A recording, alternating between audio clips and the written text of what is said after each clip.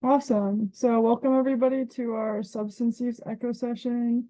Like I said before, if you could just put your name and contact information in the chat, that would be great.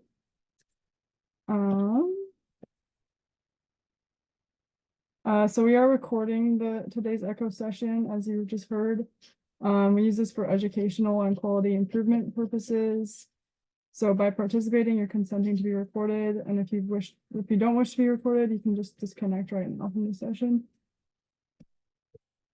So Echo is an interactive community, so we hope that all of you will participate by asking questions, and then at the end of the presentation, we'll have a case discussion where someone will present a specific case study they're working on, and then we will all go out into breakout rooms and discuss it. So yeah, we hope to have you participating. We do ask that when you're discussing individuals you're working with or family members or really anyone to just de-identify any information. If you need some more information on what de-identifying means, you can reach out to a hub member, and they should all have an asterisk in front of their names. So key components of an echo session, we will start with a didactic speaker. Today we have Trisha Reynolds joining us, and she will be discussing incarcerated parents. And then around 1, we'll start our case presentation, and we'll go into breakout rooms and discuss recommendations for the case study. And then just throughout the echo session, we'll just have opportunities for professional networking. So that's why we had you put contact information in the chat so you guys can reach out to each other after the session. And then we do ask that you rename your profile so you're easier to contact. You can name it with your first and last name, your what state you're from, your job title, and your organization. And then if you have any questions or comments throughout the presentation, you can use the raise your hand feature on Zoom, and one of us can call attention to your question or comment. And then if you want to pre-register for our echo sessions, this allows you to receive some materials beforehand, and you can reach out to us at projectscope@usu.edu to get access to this. We do offer credits for attendance for our sessions. If you want to receive a credit for attendance, we ask that you fill out our survey, which we will be dropping in the chat throughout the session. We usually use Canvas to store a lot of our materials. This includes session recordings, PowerPoints, and like case recommendations. So if you're interested in joining our Canvas page, once again, just email our Project Scope email. And then just a little bit more about case studies. If you're interested in sharing with us, we'd love to hear from you. We usually share information about real life situations, and it's a great opportunity to get advice and recommendations from your colleagues. So once again, just email us if you're interested in presenting. And then these are our social media platforms. We have Facebook, Instagram, and LinkedIn. If you follow us, it's just a great way to get more information on sessions and upcoming sessions, as well as just highlights from previous sessions. So I will drop the link to our social media in chat.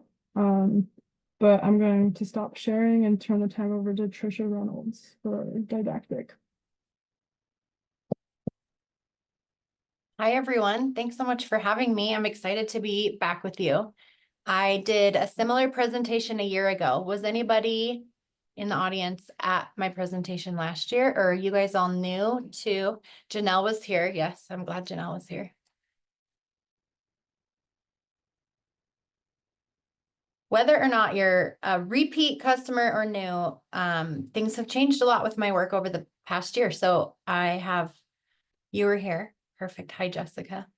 We have new things happening. So hopefully you're not bored, hopefully.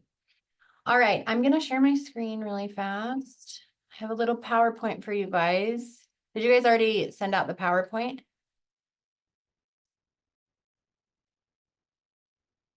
We usually send the PowerPoint out in the post-session email. After, okay. So you guys will have a copy of this if you want any of the links or whatever. So don't feel too stressed about like writing everything down. But I work for the Utah Department of Corrections, and my work, my job title is Intergenerational Program Director. So by intergenerational, we mean impacting the second generation or the children that are impacted by incarceration. So I work a lot with incarcerated parents and build and design and implement programs that support them and their children and their children's caregivers. So I oversee a lot of different things, and my position has only been in existence for not even 2 years. And so what's really exciting about my work is getting to build these programs from the ground up and assess what the Department of Corrections needs are in this area of family and child support. It's very challenging to build a new program area from the ground up and get people bought in and excited about doing things differently here in the prison. But it's going really well. So I'm excited to share with you today a little bit more about incarceration in general, how it impacts children, some statistics that I think will help you in the work that you do with families, and maybe bring some more awareness to how incarceration could potentially be influencing the families that you're seeing.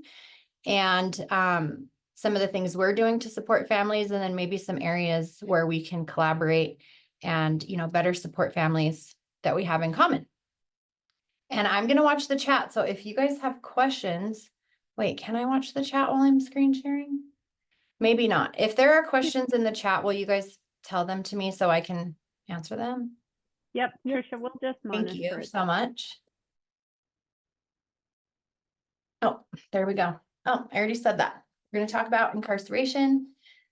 And I have this graphic here because I always believed in collaboration my whole career, but it is extremely important for me in the work that I do at the Department of Corrections because I'm one of very few social workers here. I'm one of very few people working in this space. And so it's been I've had to work a lot with community partners to be able to launch some of the things I'm doing because I don't have staff. And so, yes, we all need to work together. We can't do this work without providers like you guys and other community providers to support these families. All right, so children impacted by incarceration you'll see them known in research literature as hidden victims of crime. This is a population that historically has not been paid much attention to. And in general, researchers have a hard time finding funding to do research on incarcerated people and especially their children. So I would say just in the past couple decades, there's been a lot more attention and resources put towards how incarceration impacts families and children. And that's not rocket science to you guys, but it is rocket science to the criminal justice field. This is a very new way of thinking for criminal justice. And a lot of these spaces are really struggling to prioritize the needs of children. So it's just a really interesting learning curve for this field that I now work in. We have the large majority of people in state prisons in the entire country are parents of minor children. And what's really interesting is most correctional departments don't track this data. So this isn't even really very clear data, which illustrates to you what I was talking about how this hasn't been paid attention to historically because there's not even mechanisms to ask people if they have children or if they're parents, which is obviously a problem because how can we build programs for people if we're not aware that those are a need? So these are some of the places we're starting from scratch. But we do know that about 58% of women nationwide in state prisons are moms of minor children, and a little less likely for dads, but still, about half of dads. And we know it's a lot higher in county jails. So I'll just give a brief rundown of a jail versus a prison in case you're not familiar with the carceral system. County jails, Utah has about 27 or 28 county jails, and each jail is run by the individual county where it's located. So 27 different organizations, all independent, they collaborate, but very separate. And so when you get arrested, you go to jail and you could stay there for a short amount of time and bail out and then continue to work with the courts to adjudicate your charge and then receive your sentence, which could potentially be prison, often not. Or you could stay in jail while you adjudicate your charges, but it's usually like a short term, maybe up to a year place where you stay. Once you're sentenced for a crime, felony crimes generally, sometimes will receive a prison sentence, and then you'll transfer from the county jail to the state prison. So Utah has 2 state prisons. I'm at the Salt Lake prison right now. It's west of the airport. It used to be in Draper, but we moved about 2 years ago to the new prison. And then we have a rural prison in Gunnison, Utah. So a lot of people will reach out to me for help with people in the county jails, and I can only do so much because they're not in my system, different agency, just brief rundown there. And why we believe more people in the county jails are parents is because, you know, they're getting arrested and they're spending some time there, but hopefully they're not getting sent to prison as often. And we'll talk more about some of the efforts to keep parents out of prison so they can stay with their kids. That equates to about 5 million children in the US who are impacted by parental incarceration. And it's really disproportionate based on race or socioeconomic status. So it's about 1 in 14 of all children. Think about how many children you interact with in a week or a month or a year. 1 in 14 is probably, is impacted by parental incarceration. And most people are shocked to hear that number because you wouldn't guess that, right? You wouldn't know that. And that's because there is so much shame and stigma associated with incarceration. Kids are not going to tell you excitedly that their dad's in prison, right? They're going to hide it. Sometimes the kids don't know. I'll often hear parents or caregivers not wanting to tell the kids. They'll tell their kids they're away at college or they're working because they don't want to share those things or don't know how to have those conversations. And so it's probably more likely that people that you serve have been impacted by this and you may not be aware. So part of this presentation is just that awareness about how pervasive this really is, and maybe having that on your mind when you're working with people and how those things might be influencing the services that you're giving or whatever. Okay, so that was nationwide. In Utah, like I mentioned earlier, a lot of correctional departments don't collect this data. We are one of those states that have not been collecting data on if someone's a parent or if someone has children. So that's one of my big projects that I've been working on is figuring out the infrastructure in our our computer system for how to collect that info from 6,000 people and document it. So it's a pretty big undertaking just to change the way that we collect data and enter it. And our computer system doesn't have a place to track it. So it involves some programming. But in the meantime, we have started some start sloppy is my motto, right? You just got to start with things. So we've been able to identify a lot of parents in a lot of different ways, but it's not perfect yet. But what we do know is that the female incarceration has been on the rise since the 80s. And there's a lot of reasons for this, but one of the main ones being the way that drug crimes are prosecuted has changed in law. People really wanted to go tough on drugs in the 80s. And so laws changed to make it easier to prosecute drug crimes. And the large majority of women in prisons are here for substance use related crimes. Whether it's, possession or distribution charges, or you'll see a lot of crimes related to obtaining substances. So like thefts or robberies or financial transaction crimes to get, financing for drugs or whatever. It looks very different than our male population. Our male population has become increasingly with more violent charges over the past many decades. And so you'll see a lot more violent crimes and very few violent crimes in the women. It's very interesting. And so because the rise of female incarceration has been happening for the past 40 years, the number of children impacted by incarceration is massively larger because all those moms are connected to kids. So across the whole US, there's been about 600% increase in female incarceration. But when you look at state by state data, it's about 3 times larger of an increase in Utah since the 80s. So an 17 times more moms are incarcerated now, or women, and the majority of those are moms. So think about all the additional kids we can assume have been impacted by this over the past generation. And that's where I'm getting that data from. We also, what else do we know about Utah? We have the largest average family size in the nation. We no longer have the highest birth rate. Did you guys know South Dakota now has the highest birth rate? Somebody called me out in a presentation and I didn't believe them, but they were right. So we're like in the top 1, 2, or 3 always for the past forever. So we know lots more women in prison, lots more children connected to moms equals lots more children impacted by incarceration. And we also have some data from the adult health department, BRFIS data that they collect where they ask adults, were you impacted by parental incarceration as a child? And so we know that 1 in 8 Utah adults that are interviewed in the BRFIS report that they had had a parent who was incarcerated, 1 in 8. So that's kind of like the estimate that we're going with, is we think 1 in 8 children in Utah, higher than the national average. Time will tell as we clean up our data, but that's just kind of how we got to that number. And we think that a higher percentage of our parents are incarcerated. I'm trying to clean that up by just putting out a survey to the women. We don't have very many women here, so it's a lot easier for me to collect data from them. We have 400 women out of 6,000 people here are women.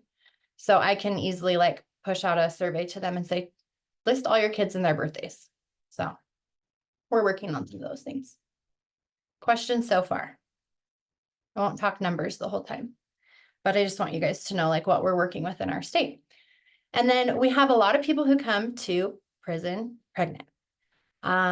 Nationwide, it's about 4% of women who show up in a state prison report they're pregnant. Sometimes they find out when they get to prison that they're pregnant.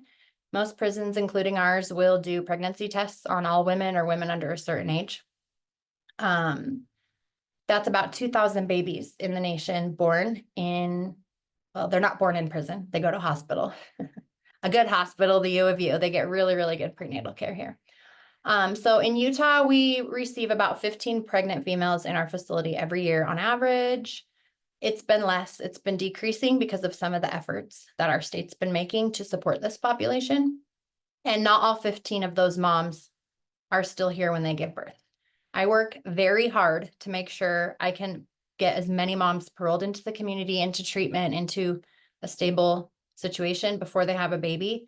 Because when you have a baby here, you spend maybe 3 days at the hospital with your baby if you're lucky. And then you go back to prison and the hospital calls whoever you designated that you want your baby to get picked up by, usually family, to come get your baby. It's awful, awful, awful. Last year we had 4 moms have babies here, and this year we've had 2 so far. And those are 6 of the saddest days of my job. Is I've been able to go up to the hospital and spend several hours with each of those moms after having her baby and take pictures with her and her baby, which is not something that they had before. No pictures at all of their birth. So now they get pictures, and it's really hard. It's really hard. So we're trying to prevent that for the mom's well-being and the baby's well-being. All right, I'm sure you guys can imagine that children who have incarcerated parents have risk factors. It's an ACE. You guys know the ACEs research, so I'm not gonna talk much about that in my presentation because I know you guys know this. But having an incarcerated parent's one of the original 11 ACEs. And so we know how ACEs contribute to toxic stress and lifelong potential for increased, health risks and mental health risks. So this is just a sampling of some of the research that has been done on children of incarcerated parents.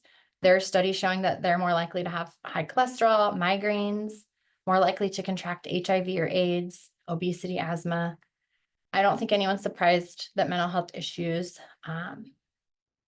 poverty, homelessness, lots of child welfare involvement, which I will talk more about how we've specifically targeted that aspect of things here.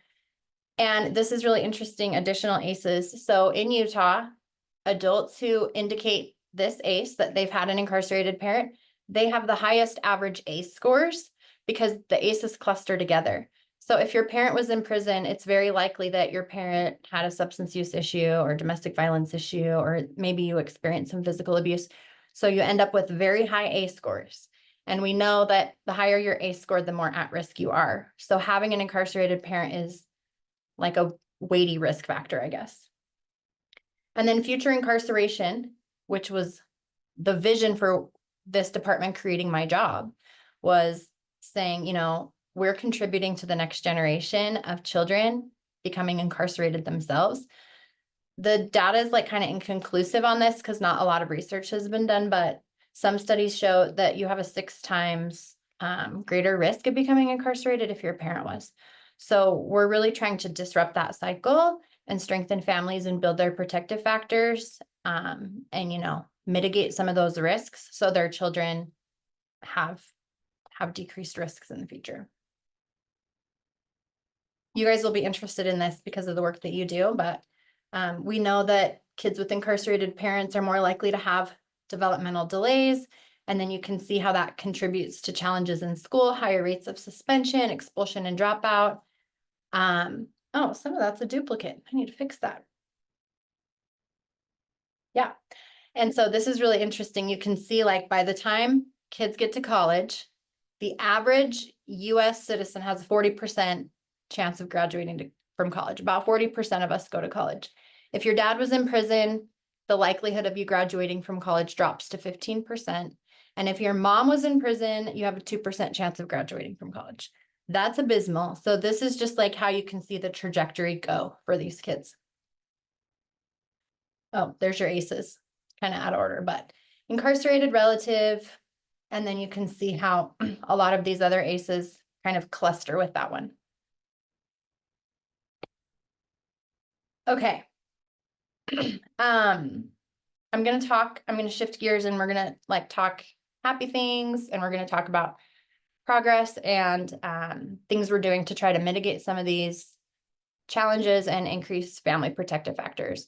I'm not going to like harp on the protective factors framework because I feel like this audience already is familiar with the protective factors framework, but I will just say that all the work that I'm doing here is really structured around the protective factors. And the idea is to increase families' protective factors in all 5 of those areas. I should have put a slide in here for that to show you guys if you're not familiar with it.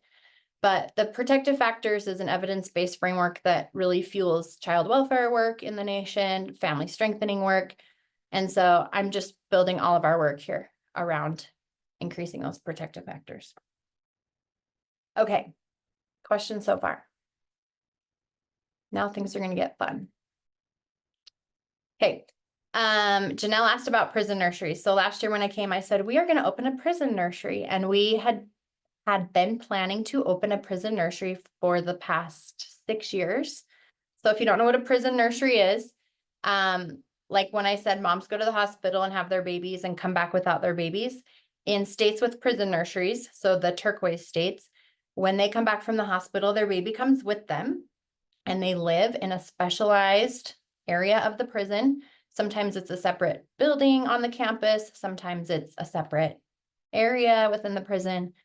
And they live with their babies for 18 to 24 months in the prison, and they receive a lot of amazing support and education for how to build healthy attachments, how to breastfeed, how to do all the parenting things they need.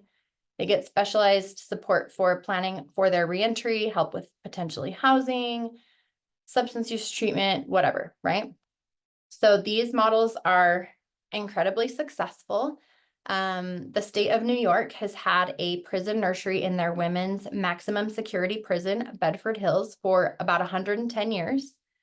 Every other industrialized country in the world, except for the US and like 2 others, have children live in prisons with their moms. Some countries allow them to live there till they're 8 or 12. Now, I'm not saying that other states do a fantastic job with prison nurseries, because some of them are incredibly scary and like abysmal conditions, but the ones in the US are amazing. And they have really strong data about like some of the research I've seen is specific to secure attachments.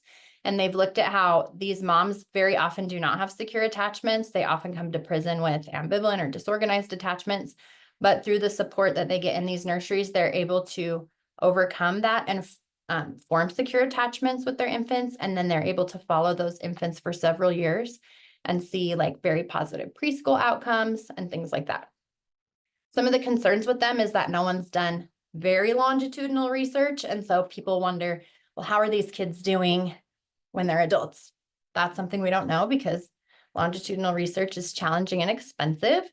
And so those are some of the objections that you'll hear from people is, we don't want to have babies in prison and we don't know if these things work long term. So they're controversial. They are controversial. We had been planning to open one when we were designing this new prison facility that opened 2 years ago. We designed a space for a mom and baby nursery in the prison. So a special section was built with the intention of opening this. It was designed for 4 moms and babies. They have their own like separate bedroom cell with a bathroom in it. We had it all furnished with cribs, changing tables, like all these things. When I got hired, my main job was to get the nursery open. And we were going to open it last June. And then last legislative session, so a year and a half ago, we were surprised with some legislation that paused the development of the nursery. There was a lawmaker who had some concerns about putting babies in a prison for valid reason, right? And so this law last year created an advisory board that consisted of various stakeholders from our department, Health and Human Services, the Children's Center, the Parole Board, all these different agencies to explore more in depth the plans to create a prison nursery. And the group was also asked to look at alternatives to a nursery, such as a community-based sentencing alternative. And I'm going to tell you what that is. So throughout last year, this group and I were working to get the nursery open, and then this past legislative session, so just earlier this year, that legislation was updated to completely stop us from having a prison nursery. And so now the law says that we are to create a pilot program for this alternative sentencing program. And so that's what we're doing. And we're no longer opening a prison nursery. I have mixed feelings about it, as you can tell. I'm bummed that we can't open it because we have invested 6 years of time and resources and energy towards it. But I do think the community-based alternative is going to be a better program in the long run, but it's going to take time to do it right. And so in the meantime, we do have this gap, and we do have moms and babies actively being separated that could potentially be served in a nursery. So that's been really challenging. And just trying to work with those moms on a individual basis without having like a formal program or legislation to support them, but still trying to get them paroled and supported and try to keep them with their babies. Okay, I did see the chat. Oh, here we go. I can see the chat now. Oh, good. Survey. Okay. So if you heard about the nursery, that's the current status. So what we did with that space in the meantime is, because we didn't want to give up that space's purpose, we have now a special housing section for pregnant and postpartum moms. They don't have their babies, and we converted it from 4 moms and babies to 8 moms. So we added some extra beds, and we opened this several months ago. It's been really cool because having 8 women in a section is a gift. There's 64 women in some of our sections. It can be very loud and chaotic and a lack of privacy, and it can be stressful. So it's a much more calm environment. They have a lot more privacy. Some of our moms are pumping, and I'll talk more about our lactation program that we started. But before we had the pregnant and postpartum section open, our pumping moms were spread throughout the prison, and we actually had officers transporting their milk down the hall to the freezer, which honestly worked amazing. And I'm so impressed with our officers that they were willing and able to handle breast milk safely. It was a learning curve and a challenge, but we've been able to avoid that extra exchange of hands by moving all the moms to the freezer. So now they have their own little kitchenette area. They can clean and sanitize their pump parts, and they can safely freeze their milk and organize it. And, they're learning how to do that instead of Trisha organizing their milk. We also have put some like extra kind of comfort items in there for them. I think I'm getting ahead of myself because I think I have a slide about it, but anyway, that's what's going on with the nursery. So a family-based diversion program.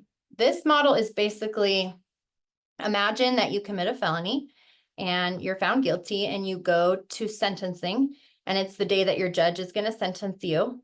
Most state statutes, including ours, have like certain crimes where you have required prison time. So they're going to sentence you to a prison sentence. These alternatives create pathways that judges don't have to send parents with young children to prison. Some states have changed legislation to allow judges to do this or to encourage judges to do this, but it gives the judge this alternative pathway. They can sentence parents to these diversion programs, and it basically looks like parole on steroids. So you're still going to be supervised by the Department of Corrections, but with a parole officer. And most states do it where you can live wherever you need to live. So some people live in residential treatment. A lot of people will need residential treatment to do this. And we're lucky in Utah that we have parent and children residential programs where parents can take young children and live with them in residential treatment. We have that for moms and dads in Utah, which is crazy. A lot of states don't have beds for dads to do that, but we do. Some people will live at home if they have like a safe, supportive home environment and home is an appropriate place for them. Some people get put on electronic monitoring, also known as an ankle monitor. And so then in addition to just having a probation officer, you build these multidisciplinary teams of different agencies that are willing to come to the table and support these families with the things they haven't been able to get that have led them to a lifestyle of incarceration. Often substance use treatment. Sometimes it's access to MAT, medication assisted treatment. Sometimes it's housing. Housing is a big reason that contributes to incarceration. So some states that are doing this are able to provide housing vouchers to families who need them. Help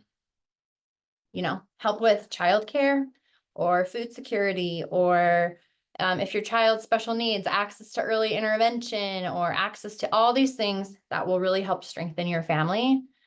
So that's what a diversion program is. These are the states that have diversion programs. These are new. These are not 110 years like a prison nursery. This is the next evolution of prison nurseries. During COVID, a lot of states tried to empty out their prisons as much as they could. And so a lot of the moms that were in prison nurseries got paroled during COVID, and states realized, oh, wow, these moms are getting the same or better outcomes in the community and not in the prison. Rocket science, I know. So then they said, okay, how can we figure out if these moms are low risk enough to qualify for a nursery bed, they're probably low risk enough they don't even have to be in the prison. So how can we make that a reality and give them the support they need? So states are now moving to diversion programs. Washington State has the most established one. They've been doing this for, I think, just over 10 years. And they're the only ones that I've seen like solid research on. I think we're going to start seeing more research as these programs have been around longer and served more people, but they're just new. Okay. So in Washington, they do it two different ways. One is the way that I described is you go to court and your judge can waive your prison sentence and impose 12 months of community supervision with special conditions for treatment, whatever. They require that you read to your kids every night and that you have family dinner every night. So they've built some cool elements into their program that they do. And they have this rolled out statewide. So every single county in Washington has workers who do this. They're specialized probation agents who have additional training and education in family related issues, right? Not just like a correctional background. And they partner with DCFS. They partner with like all the state agencies and community nonprofits who provide home visiting or whatever the family needs. Of course, there are exclusions to participate in this, right? This is one of the biggest questions I get is like, this is a get out of jail free card. We're going to have scary people in the community. No, like violent felonies get ruled out. We're not letting people who have manslaughter charges do this, right? This is for people who have addiction issues and probably shouldn't be in prison to resolve their addiction issues in general, is who it's for. Washington screens out for sex offenses. Utah will likely do something similar. If there's crimes against children, those things are either screened out or like reviewed carefully. In Washington, they have DCFS check the child abuse and neglect history, and they will screen people out for certain types of, abuse and neglect. The other way that Washington does it is for people who do get sentenced to prison, they can leave prison 12 months early and get back to their children sooner and get the same sort of support to serve their final 12 months of their prison sentence at home. So that's kind of a cool way they do it, is let's try to keep them out in the first place, but if they do have to go, let's get them out a little early. These are their outcomes. The two different acronyms are just the two different places they divert people. The one is before they go to prison and the one is at the end of their prison sentence. But they've had, and this data is like 2 or 3 years old, so I'm sure it's larger numbers now, but they had served about 1,200 people, and 13% had returned, well, a combined 10% had returned to prison. That is an extremely low recidivism rate. Our recidivism rates here are like 60% or something crazy. That's more like what you see normal recidivism rates, is people often returning to prison because we're not doing a great job preparing them. But people in this program are getting so much support and so much motivation to stay in their parenting role. Their recidivism rates are very low. You can see the majority of people successfully completed the program. 80% of people completed that 12 months of supervision, and then they don't have to go to prison. And about 20% were not successful with the program for whatever reason, and they lose that opportunity, and then they come and serve their prison sentence. So, questions about this model that Washington's doing? What do you guys think about it?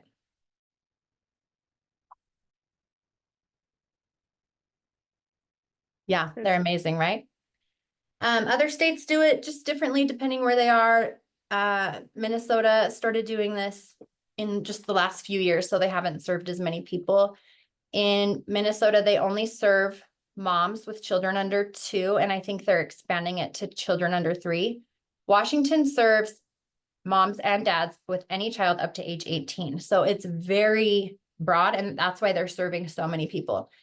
We are in the stages of building a pilot program. We have to present our pilot program and our proposal and what the funding would look like and any legislative changes that we need to the legislature in November.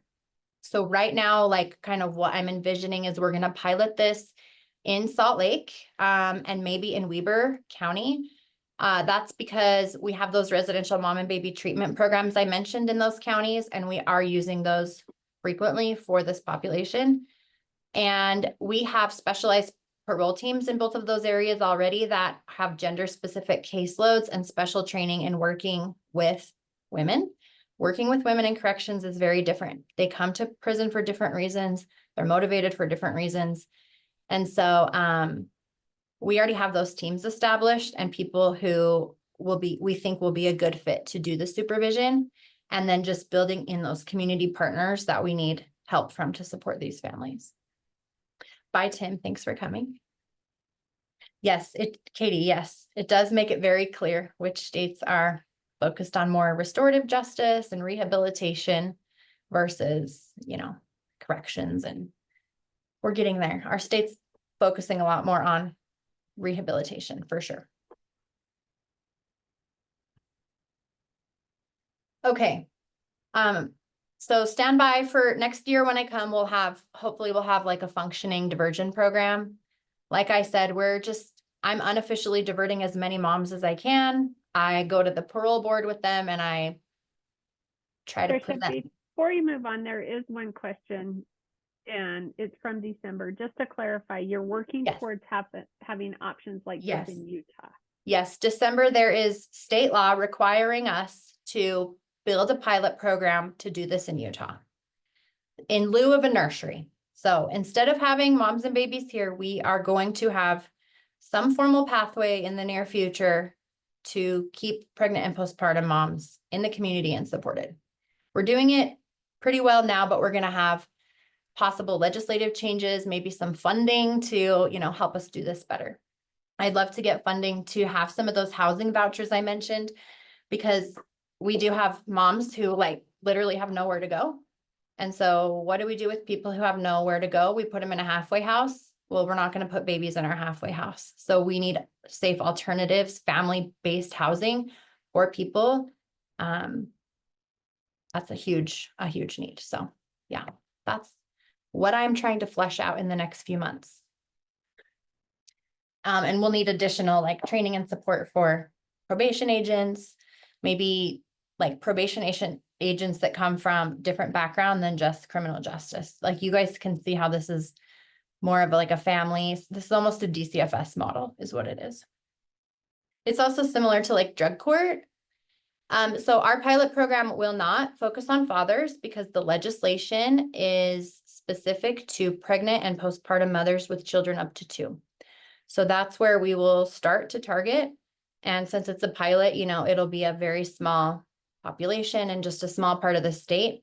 But my goal would be to show that this is successful at reducing recidivism rates, reducing rearrest rates, reducing costs for the correctional system, reducing trauma for children, and being able to, grow and expand to parents with older children, to dads, to different parts of the state. But it's going to be a long uphill battle. And we already are hearing people concerned that this is a get out of jail free card and women are going to go get pregnant on purpose so they can avoid prison.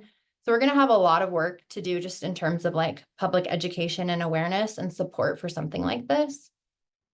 But if you guys are familiar with drug court models or like mental health court models, that's essentially what this is, right?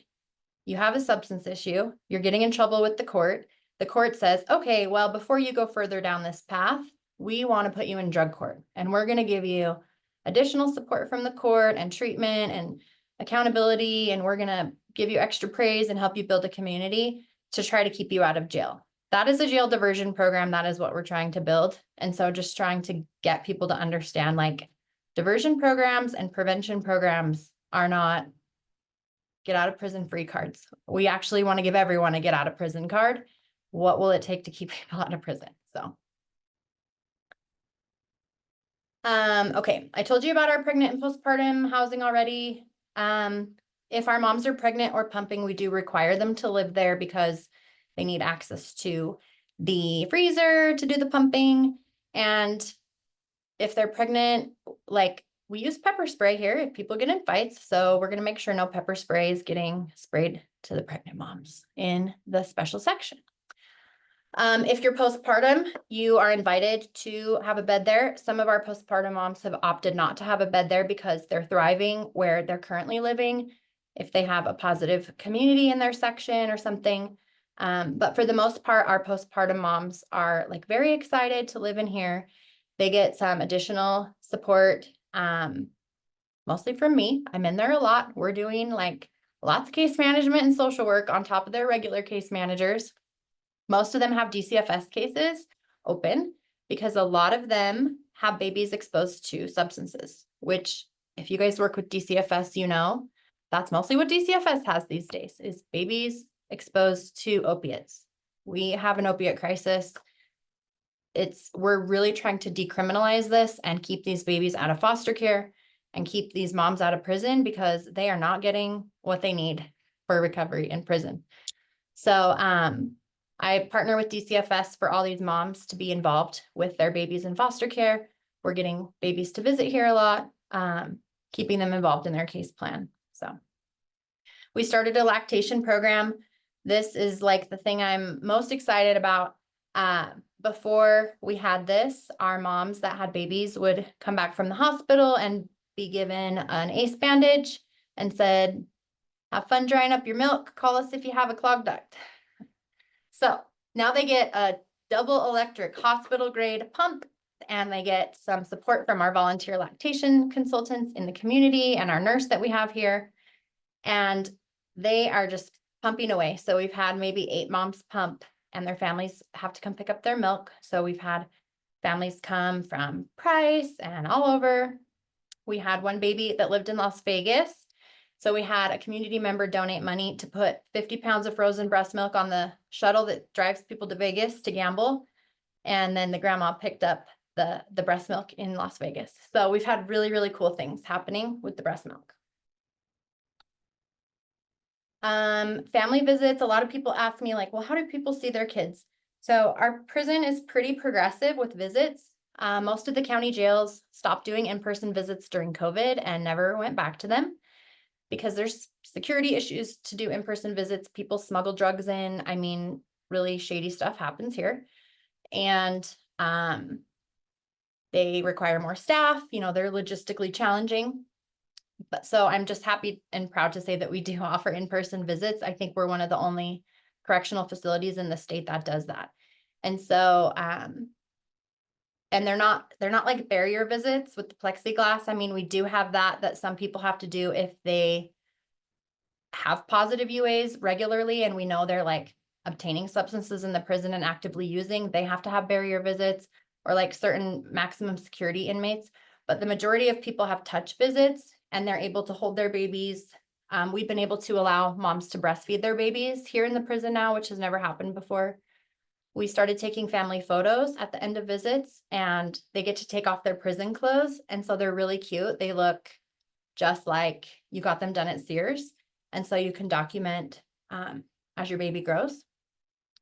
And then we've created some special support and pathways for DCFS cases because we know DCFS caseworkers are busy and they have reasons to not want to visit here. And so we've tried to make it as easy as we can for DCFS workers to come. So we've opened up special daytime visiting hours for them. We allow them to bring their cell phones in, which I can't bring my cell phone in the prison. And so for us to allow DCFS workers to do that so they can keep working while they're here, we've just been working really hard to remove barriers, and we have had a lot more DCFS workers and kids coming to visit. So it's been cool. I want to show you this video. We did a family day. We used to do these a little bit more in our Draper facility, but then with COVID and moving the prison, a lot of our cool things stopped happening. And so this is the first family day that we've had in our new facility. We did this in June for Father's Day, and we are planning one for the moms in the fall. And so we're hoping to like figure out how to scale this and replicate these more frequently. Yeah, we count down days. Can you guys hear it?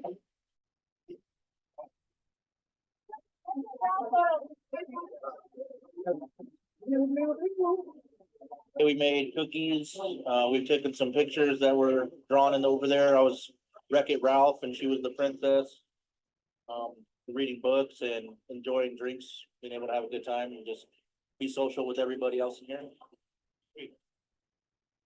This is an event that we hold for our men who are in our substance use treatment programs, both our intensive outpatient and our residential programs. And so today is an opportunity for us to have these men get to experience their family when they're also going through recovery, which is a huge deal. It really teaches us to be on our best behavior so that we can have these opportunities. A lot of us don't get to see our kids all the time. This is only the second time I get to see my kids in the last 2.5 years. One of the most important things that could happen in here. And we're in a place of despair sometimes, you know, and there's a lot of depression that goes on, and being able to have opportunities like this means the world. That's the first time I was able to hold them, and I just broke down in tears a little bit, but it's, I don't know, the best feeling in the world. It's life-changing. Like, you get stuck in that, you know, we're in prison and everything, and then just to get opportunity, the first time to hold my son, and so I can't even put it into words. Like, it means everything to me. Treatment isn't just, hey, we're going to get treatment here in the facility, and then you're going to go out and we're going to be like, oh, well, what did we do this for? Like, we want to connect the dots with what they're doing in the community and what their real lives look like and what their lives are here and how those skills actually like fuse over to help them make those changes and solidify that. Isn't that cool? There was lots of cheers that day from parents and staff. That video is on Facebook. That's why you get to see my Facebook. Okay, we do parenting classes here. We partner with Utah State University. They have obtained fatherhood grants and other grants to be able to provide services in our prison and in all of the county jails. So they teach a fatherhood curriculum here. They also do a Smart Steps, which is like a blended family co-parenting curriculum, which is helpful because everyone here's co-parenting with whoever's caring for their child. We are in the middle of purchasing a brand new parenting curriculum that's like the 5-star premier parenting curriculum for criminal justice populations. I'm really excited about it. We're like embarrassingly one of the last states in the country to implement this parenting curriculum. So we're going to get that up and going, and it's specific to prison, which is what's really cool about it. We have, everyone here has a tablet. All the offenders have a tablet, and the tablet allows us to do a lot of virtual programming and really cool things for people who like can't have touch visits or whatever. So they can do parenting classes on there. I was showing Janelle before the training, I've built like a little classroom on there. Here, I'm going to show you. This is the virtual classroom, and it's just stuff for people to read. So I can drop PDFs in here or videos or articles. So anytime I come across something, I drop it in, and it's organized. That's just some of the categories, but there's like a section just for dads and protective factors, grief and loss, whatever. And then we also partner with the United Way. They did some great programming for us in our Draper facility that we're in the middle of planning to get it going in our new facility. They do a bedtime stories program where they bring volunteers in and they record the parents reading bedtime stories to their kids, and then they mail the recordings home to the children so they can listen to their parents read to them. I have one more video to show you. So this is a documentary film about a jail in Washington, D.C. that hosts a fatherhood program, a really special fatherhood program, where at the end of the parenting class, the reward for the dads completing the program is they get to do a father-daughter dance with their daughters. And this is a like 2-hour documentary about those dads and girls. This premiered at Sundance Film Festival this year, and it won so many awards that Netflix picked it up, and it actually premieres on Netflix today. So you guys have to go watch this because today's the first day anyone can watch it on Netflix. We hosted a screening of it here in the facility. It was the first time a Sundance film has ever been screened in the prison. Sundance came in and they flew in the producer and the director and the fatherhood coach, and we showed it to a group of our dads and had a conversation about this. It was really special. And then Sundance did a screening in the community and invited me to come talk with the audience about parental incarceration. So it's been a great partnership with Sundance, but I'll show you the trailer really quick. Earth take 1 year to circle around sun. You'll keep going. You'll never stop.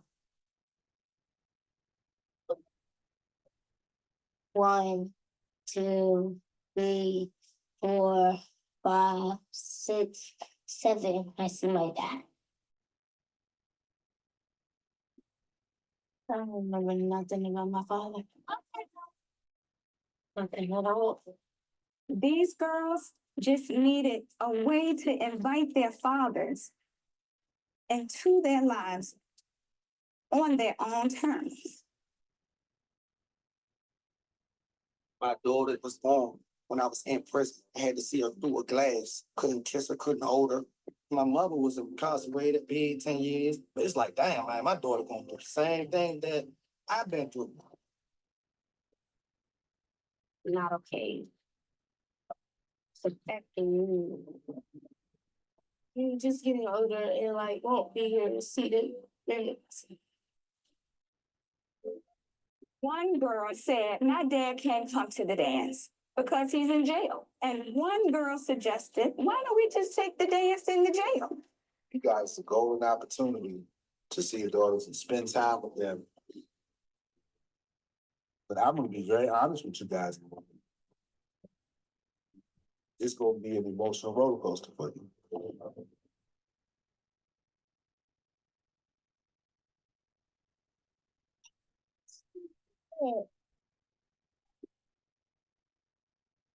Something is like nothing else on earth. How memories are formed by kids. This is for like,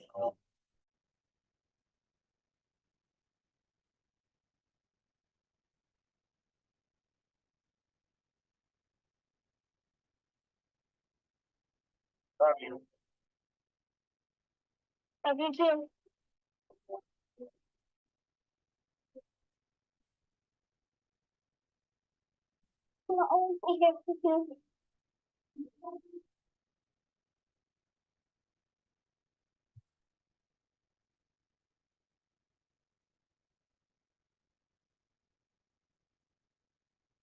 Oh, that's at August 14th. I think it came out on the 9th. I don't know.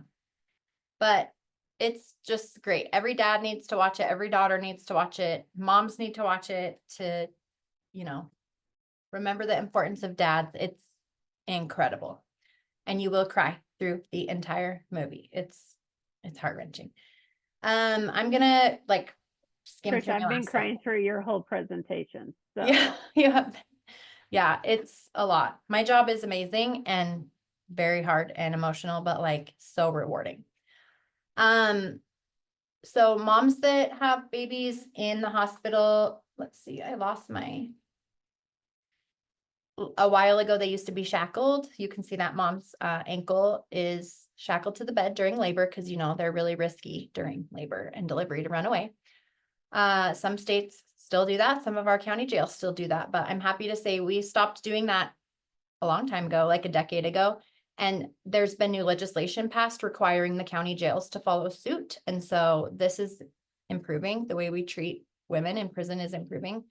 We're now giving them doula support during pregnancy and postpartum, which is a new thing, and a partnership that we do with the Super Rad Clinic at the University of Utah, who is our OB provider and our partner, Jasmine and Marcella and those guys. Yeah, we partner a lot with DCFS. I used to work at DCFS, so this has been like a pretty no-brainer collaboration. We have a lot of parents here with DCFS cases, and they have been historically ignored, and I understand why, because I was a DCFS worker who didn't know how to contact or work with a parent in prison. So I worked really hard to make it very easy for DCFS to work with parents here. They can now attend all their child and family team meetings on their tablets. I advocate very heavily for them to have visits. If there are attorneys or caseworkers who are hesitant about prison visits, I say, come on a tour and I will show you what it's like. So we've had a lot of tours and a lot of visitors saying, oh, this is not like what I thought. We should do visits here. You know, if you have a kid in foster care, you have 12 months to get them back. And if you're sitting in prison for 8 months, you're wasting a lot of time. So we're trying to not waste those months and keep them moving through their case plan requirements so they can reunify with their children.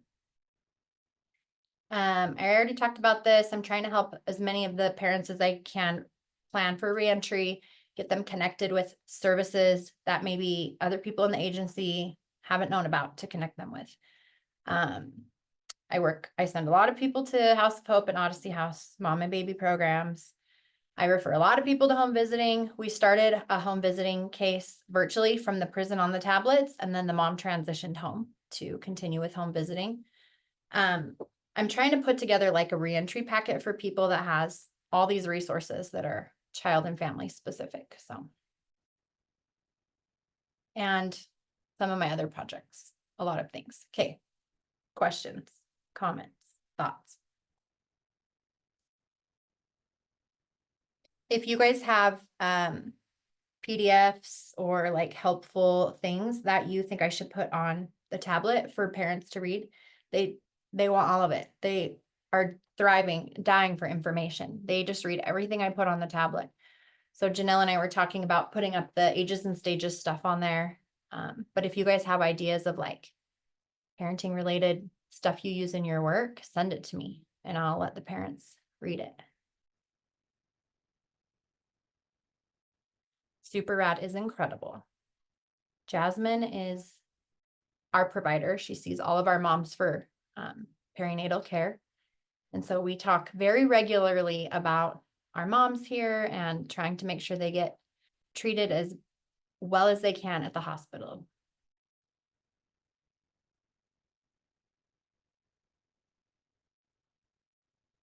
There's some resources. This is a printable version of the resource sheet that's really designed for the caregivers of the children that have incarcerated parents. There's resources on there for them to get support as kinship. They're often kinship caregivers, financial support. A lot of grandparents are not up to date with current parenting resources. So the idea is like trying to help these parents who didn't expect to be parents right now connect with services and supports. A lot of these kids have trauma and behavioral challenges, and they don't know how to talk to them about incarceration, or they're angry at their adult child and they don't refuse to bring their kids here. So there's just a lot of things that they need support with. Okay, I know I talk fast. There's like so much cool things to share, but Awesome. Thank you so much. This is a great presentation. It sounds like you're working very hard to work with a very difficult situation. So thank you for the work you do. It's really amazing. thank you guys. Gabby, what country do you come from? Brazil. Trying to think if I know anything about Brazil's. Do you know if kids live in the prisons with their moms in Brazil?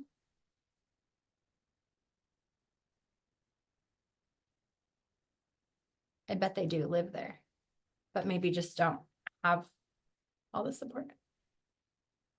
I'm reading everyone's comments.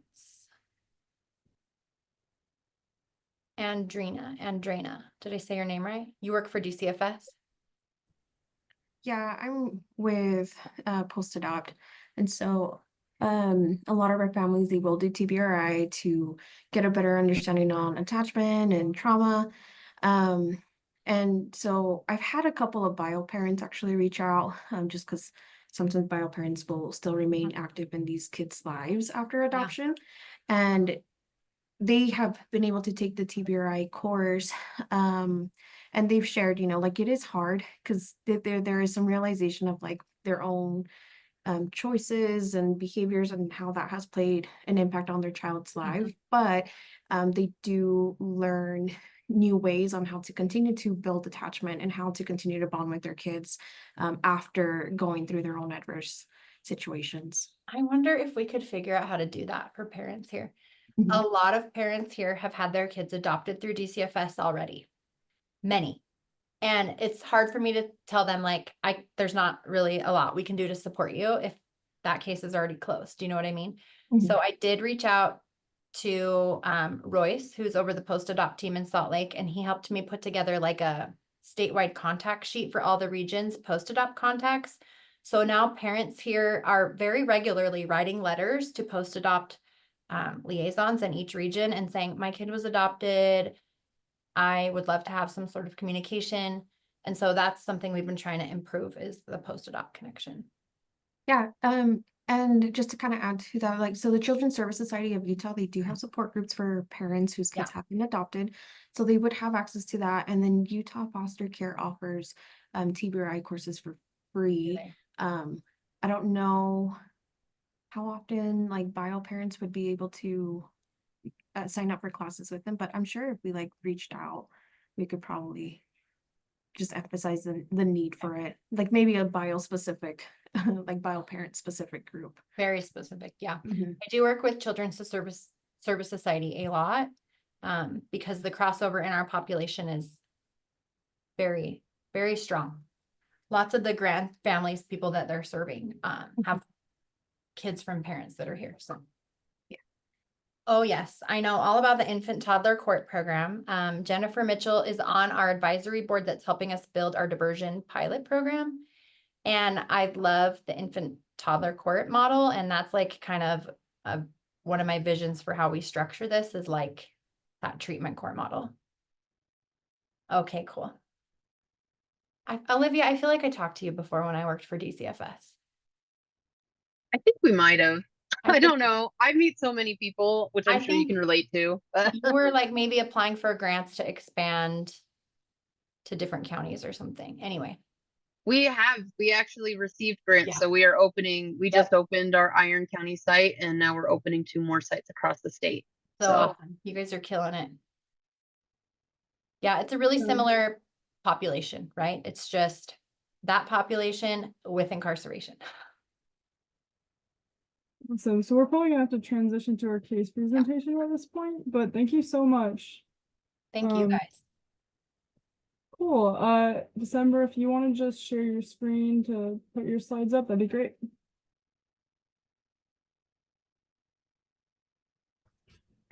Let me just get unmuted. Hi, everybody. I am December Hatch. I just want to say thank you, Trish. That was amazing. I just sat here and cried through the whole thing. So thank you for the work that you're doing. That's amazing. So just a real quick background on me. My name is December Hatch, like I said, and I am the service coordinator at Step One Service, and that is an acute withdrawal management program that is housed here in Vernal at Ashley Regional Medical Center. And also we have a location in Price, Utah at Castleview Hospital. And we're essentially a detox. That's the word that most people understand. I am also the director of a local community-based nonprofit, a 501c3 here in Vernal called Be the Light Recovery Foundation, and we provide recovery support services to help with access to treatment options and reducing barriers like transportation issues, and we help with some housing costs and things like that. So we just kind of fill in the needs that are kind of falling through the cracks, essentially.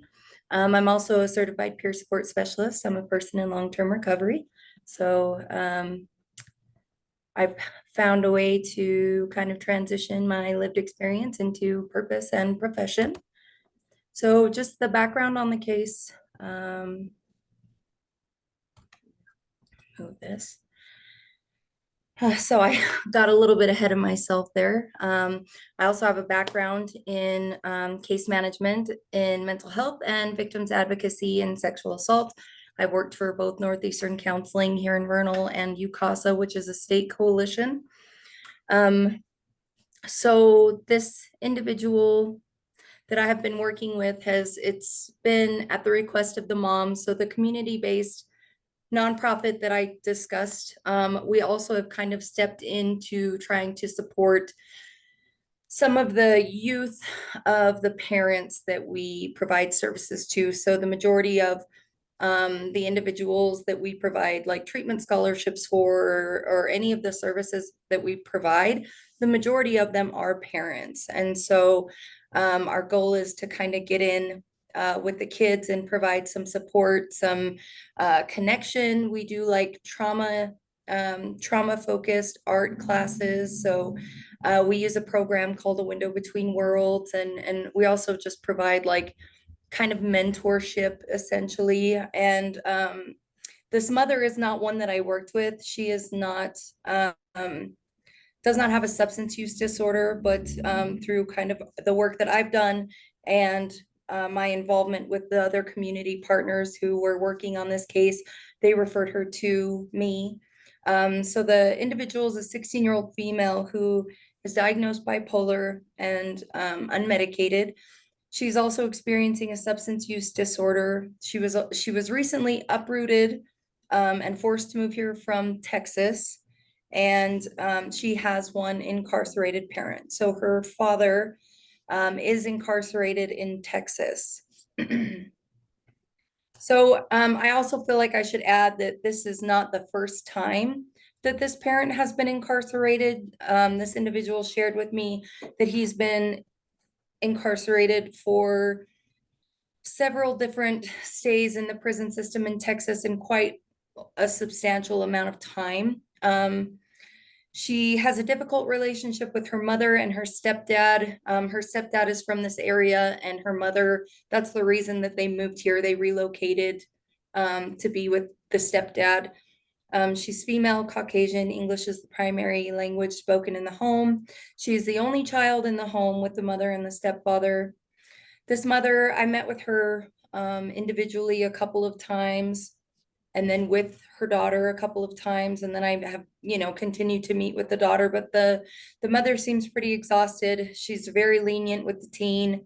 I think just at the point of exhaustion, she's kind of just throwing her hands up. This teen has demonstrated anger issues and a complete lack of consideration when it comes to her mom attempting to parent her. So there's a lot of pushback and a lot of, directly not following any instruction or structure trying to be implemented by the mother. She also has shown little interest in participating in treatment of any sort. And she's also been involved with the juvenile justice system and also recently has dropped out of high school.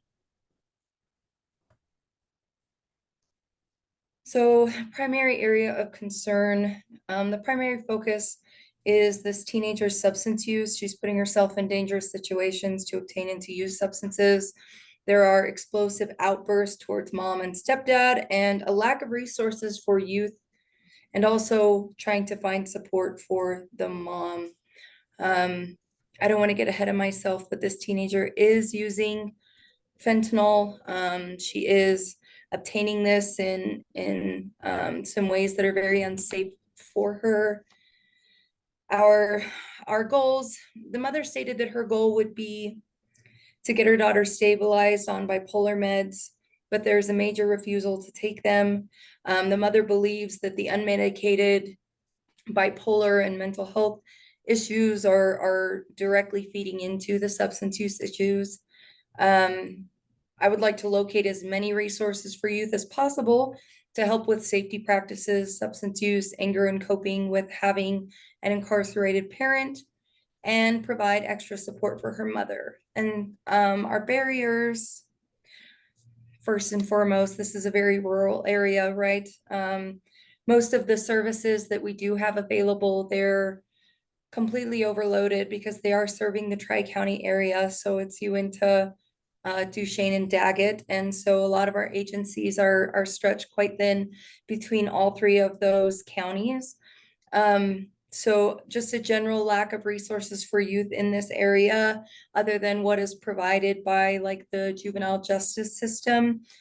There's a lack of diverse treatment options out here. She is very resistant to any sort of conventional treatment options. So the normal recommendations that I would make with the adults that I am working with would be things like, therapy or medication assisted treatment, the things that we know are working, right? So she's really resistant to those. And so we're just trying to find non-conventional stuff that she may have interest in participating in.